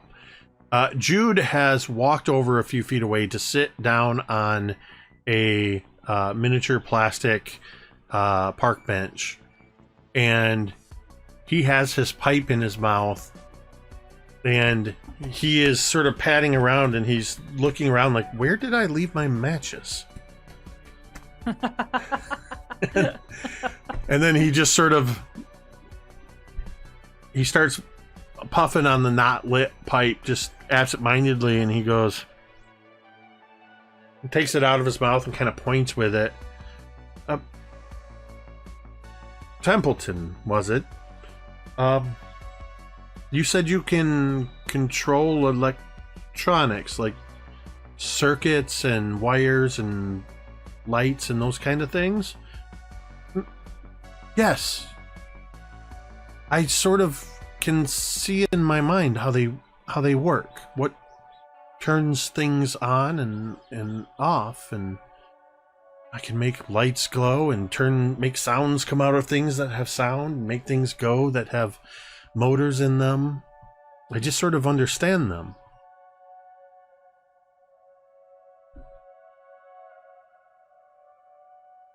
And you used this ability to get around here somewhere? Not very long ago, when I met Laz in the barn, that's where I showed up. I was in the labs, and I just wanted to get away. Algernon was being incredibly mean to me, and I couldn't take it anymore, and I had to leave. And I just concentrated on trying to overload the circuits in the locks that controlled the cages. There was a bright light, and then I was here.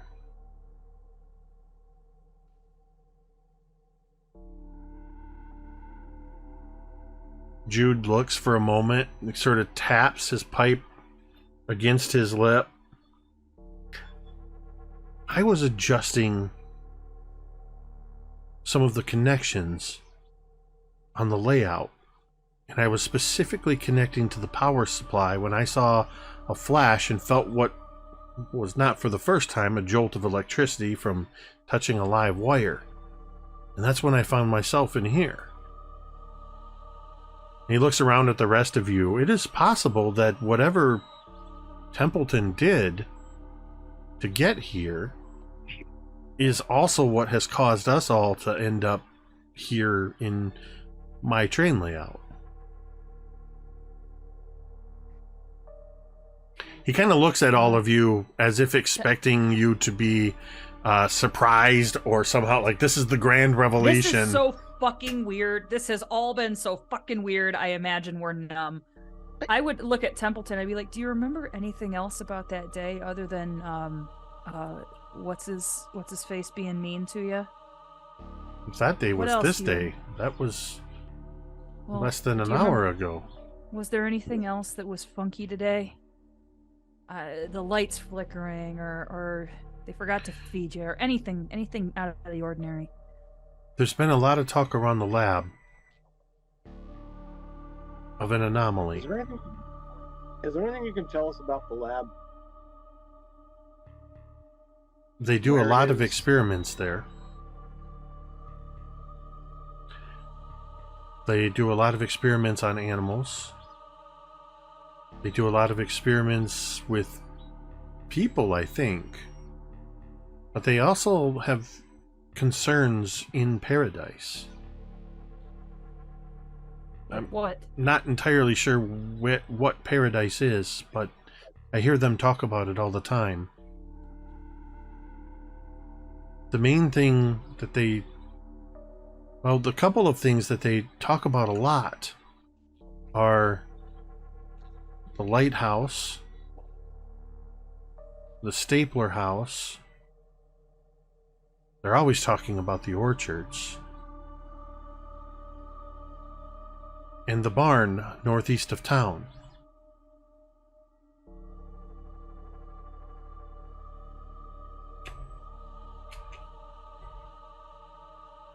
I don't know what any of those mean. But they've been talking about anomalies a lot lately. That's We okay. don't know. Anomalies. Anomalies like what kind?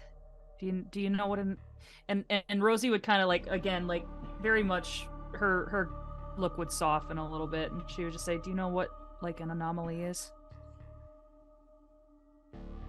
I know what an anomaly is.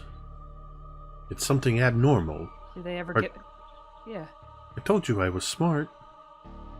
you're very smart.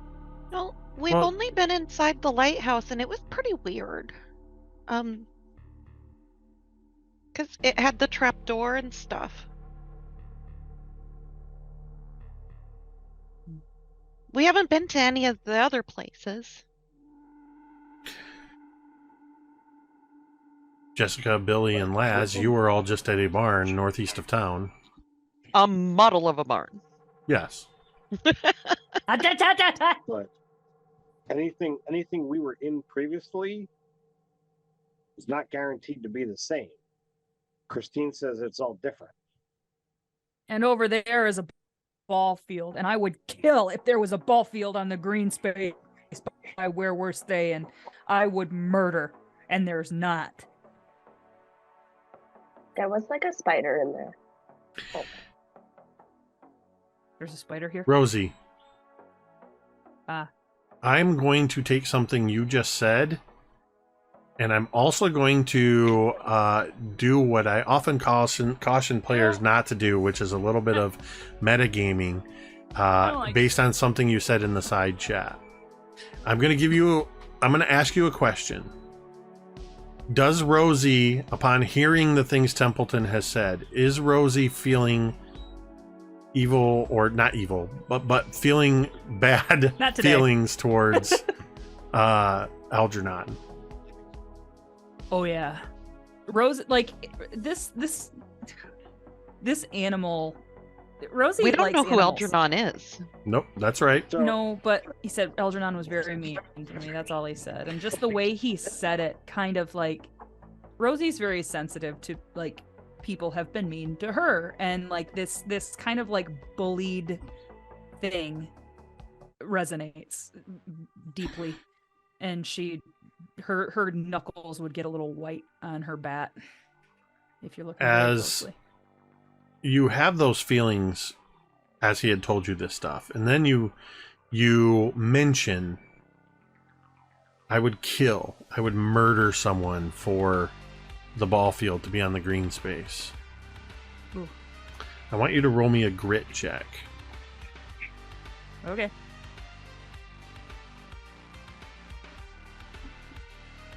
$16. I don't know if that's good or bad. Like, yay?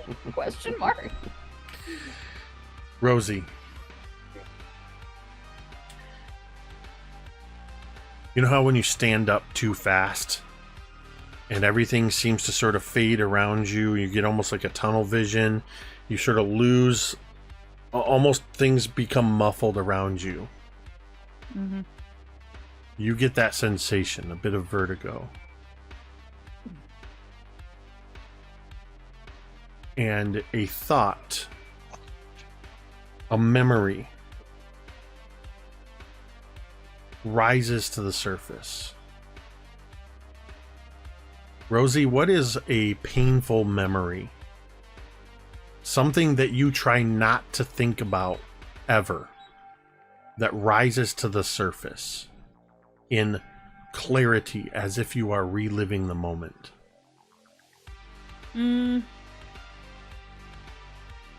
When Rosie was in 7th grade, it was kind of when the girls around her were starting to be more like into girly things, you know, like the whatever band was popular in 1980 and, you know, just like those kinds of girly things. And Rosie really didn't ever have a use for it, and she still liked baseball and like getting dirty and just all of that stuff.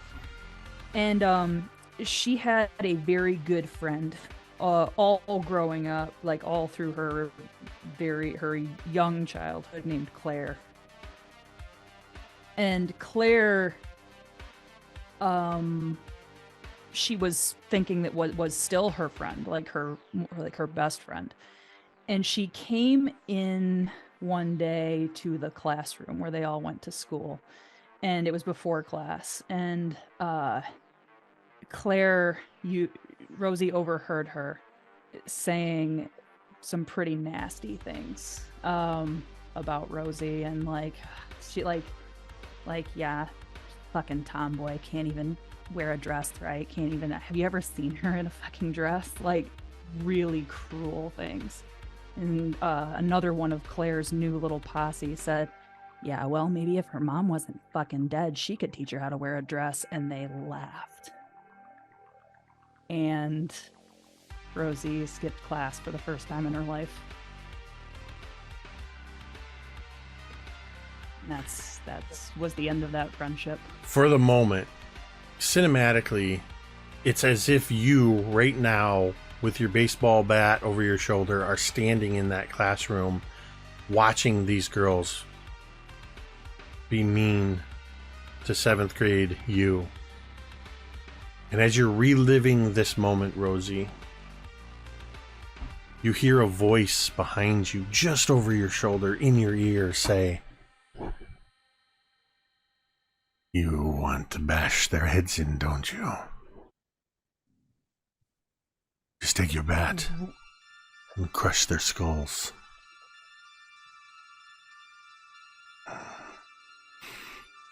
It would feel good, wouldn't it?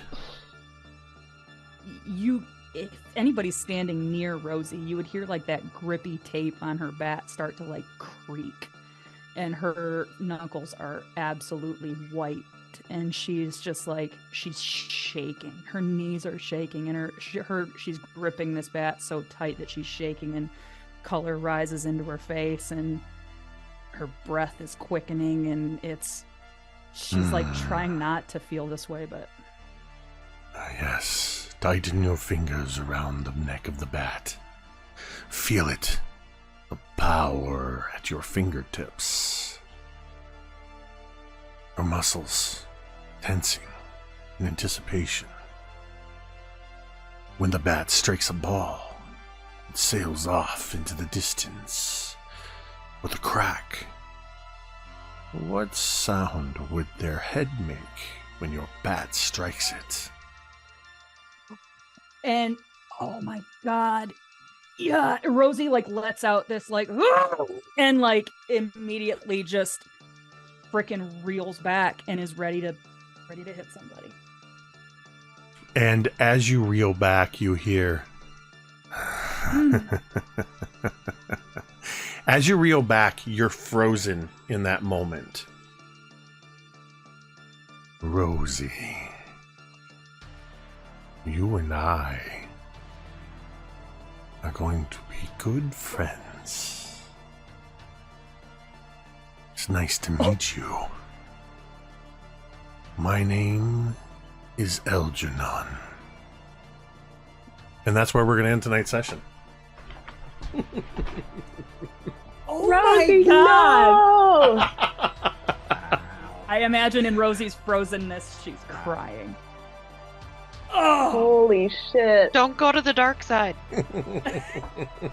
heard there's cookies though. Oh, that's not good. That's bad. That's downright not good. That was straight up deplorable. Deplorable. That took a fucking turn. Great. Amazing. And I would remind you, you rolled a 16 on your grit check. And that's Yeah, what is happened. Did I fail? So, because I want more people to hear this so I don't forget this next week, your 16 was not a fail. It was a success. You were not able to prevent this, anything that happened, but I will tell you that what your 16 did was, it's kind of like when you kind of jerk awake before falling in a dream. It's like your subconscious is protecting you. You freezing is that grit check taking effect. Oh, okay. That is your subconscious protecting you from following through on this action. I could But hurt somebody. Otherwise, she would have whacked one of us? I don't think we need to ask that. So, hey, what this looking forward means, here. what We're it looking does forward. mean in this moment is, additionally, is that Rosie, you are the only and the first person to have a direct interaction or an indirect interaction with the individual known as Algernon. Algernon. And Algernon now has a foothold in your subconscious.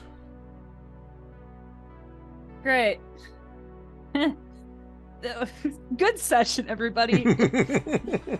Don't forget to check us out on teespring.com. At teespring.com, we have our brand new retro Paradise logo design on mugs and t-shirts and hoodies and so much more. Spring.com. There it is. Teespring.com.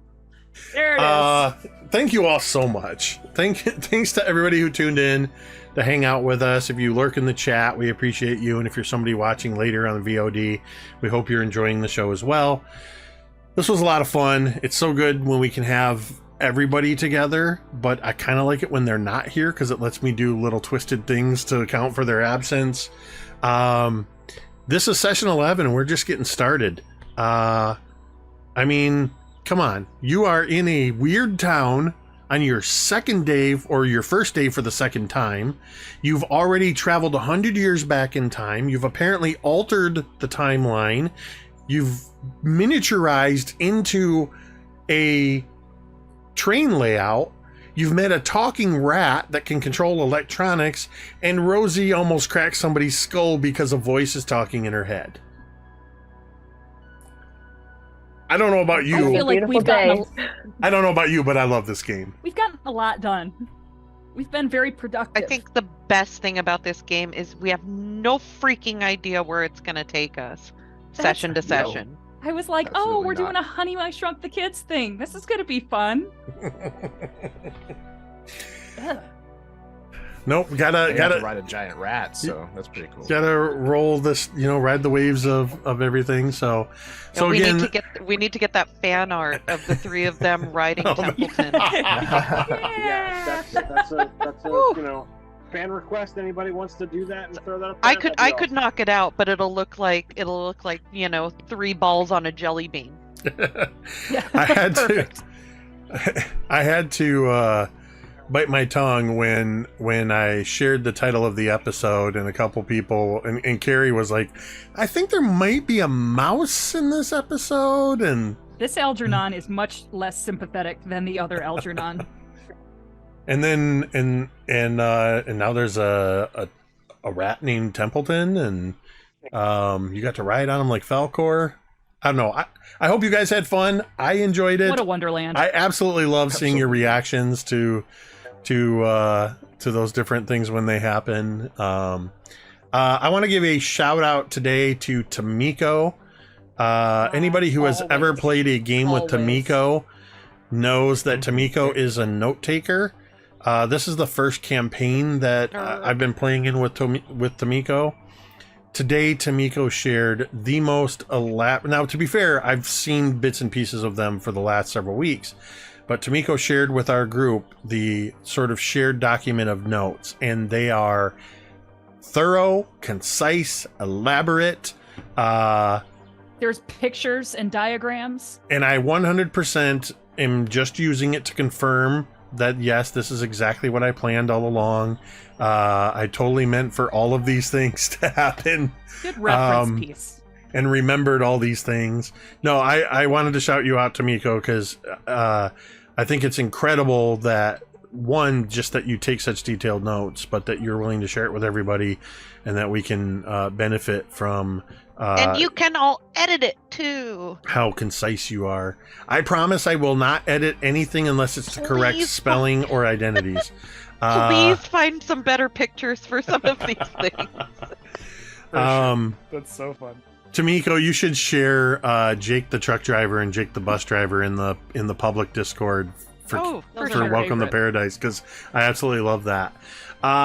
In just a moment here, we are going to kick off a raid to your friend and mine, Lunchbox.